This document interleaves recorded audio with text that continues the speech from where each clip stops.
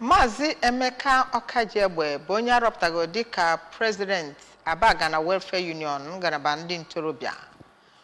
O nwere votu dị 70 wee merie onye ya na ya zọrọ ya Maazị Oche na Umeadị nwere votu dị 26. Nya bụ nhọpụta bụ nke emere na National Secretariat Abagana Welfare Union njikọ ka.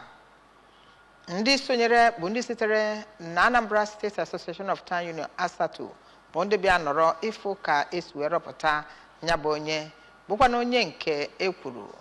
na arọpụtara ya ka ọ gatachara afọ 8 anọ wee na-eme ndị ekweghị na ịmara onye ga-anọ n'isi n'ebe ahụ. Ka anyị wetara gị akụkọ a site na studio anyị. Ihe mmemme nrọpụta gụnyere Maazị Uche Okeke, Maazị Onye Ọkafọ, Maazị Eme Amande, Maazị Moses Chiemelie, Maazị Emmanuel Ogwejiofọ, Maazị Maka Anthony Ofuole, Maazị John Ikechukwu, Maazị Augustine Okechukwu, Maazị Onyeka Nwokolo. Ndị ọzọ gụnyere Maazị Daniel Nwazojie, Chidubem Ngananga, ya nakwazi Maazị Elias Okonkwo. Ndị a niile arọpụta bụ ndị edu n'iyi ọrụ ma bụkwaziara ndị onye ji ọkwa Electoral Committee Chairman nke ya bụ ihe mmemme bụ Honorable Ikenna Anisi gwara ka ha bụ nnọọ ndị ga-agbanyesi ike ịhụ na ọrụ enye ha bụ nke ha rụrụ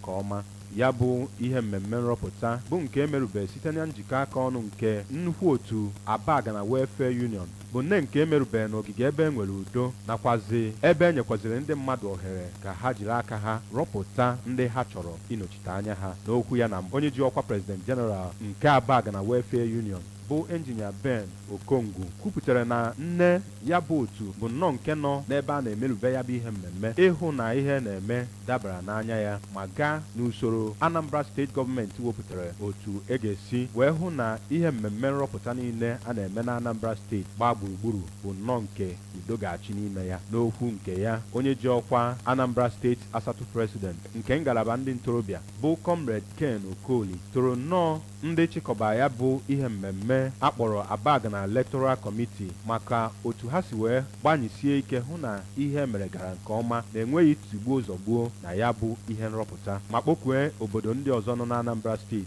ka ha bụ ndị ga-enwomi ụdị ihe ahụ. Onye ọdọ afọ kpụtara ọbụ nke ya bụ ihe mmemme bụ Honorable Nnamdi Anierobi dịka ọ na-ekwuchitere ya bụ kọmitii ya ọnụ ya toro nnọọ ndị niile arọpụtara maka ijere obodo Abagana ozi n'oge a ma kpọkwee ha ka ha bụ ndị ga-agbanyesi ike hụ na ọ bụ ihe ezi ha ka ha ga-arụ. Ka ọ na-ekwuchitezi ndị ọzọ ọnụ ha, onye ji ọkwa presidenti nke arọpụtara ọhụụ nye ya bụ otu bụ Comrade Okajiegbe kweziri nnọọ nkwa na ya na ndị otu ya ga-agbanyesi ike ịlụrụ ndị ntorobịa Abagana ọlụ rụkwaziara obodo Abagana nakwazi Anambra Steeti gbaa gburugburu ọlụ maka ene Gọvanọ Chukwuma Soludo maka nkwenye onwe na ya bụ otu Asatọ ngalaba ndị ntorobịa nke steeti a